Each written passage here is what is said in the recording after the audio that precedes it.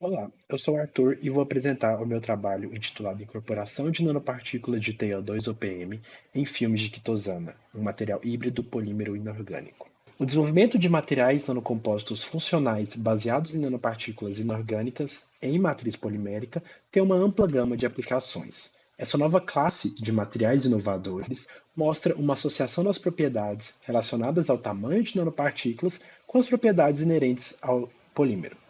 A nanopartícula de TiO2, sintetizada nesse trabalho, possui uma superfície quimicamente modificada com grupo peróxido. O dióxido de titânio convencional comporta-se como um semicondutor e é incapaz de interagir com a radiação visível, enquanto a adição de grupos cromóforos à superfície das nanopartículas permite que as nanopartículas de TiO2 ou PM absorvam grande parte da luz amarela, resultando na geração de uma grande quantidade de ROS, maior, que a do TiO2 comum, que acaba por conferir uma potencial ação antimicrobiana a esse material. Por outro lado, a quitosana é um sacarídeo natural catiônico que apresenta a capacidade de formar filmes com propriedades favoráveis, como biocompatibilidade, biodegradabilidade e não toxicidade. Nesse trabalho foram feitos filmes de quitosana com TiO2 ou PM pelo método de casting, utilizando água como solvente. As nanopartículas de TiO2 foram sintetizadas utilizando o método peroxo-oxidante, utilizando isopropóxido de titânio e peróxido de hidrogênio, e esse pó foi misturado a uma solução de quitosana a 1,75% massa-volume em diferentes proporções, de meio, 1 e 3%, que foi mantido sob agitação por 24 horas e seco por 12 horas a 40 graus em estufa a vácuo.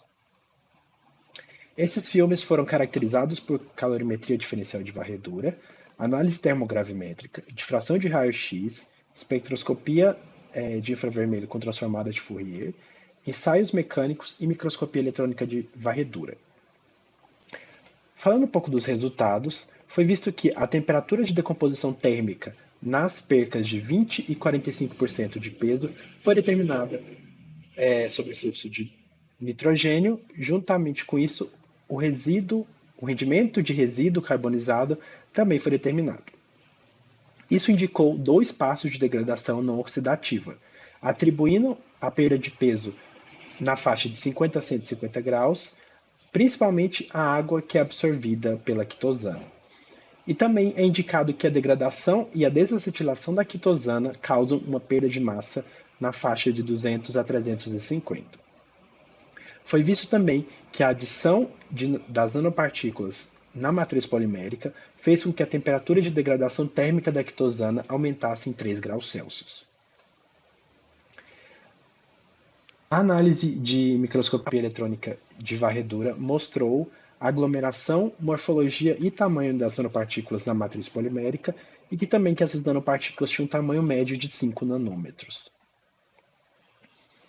Com relação às propriedades mecânicas, foi visto que a adição das nanopartículas de TiO2 diminuiu os valores de resistência à tração, ficando claro que a presença das nanopartículas causou uma pequena diferença na resistência à tração e no alongamento na ruptura.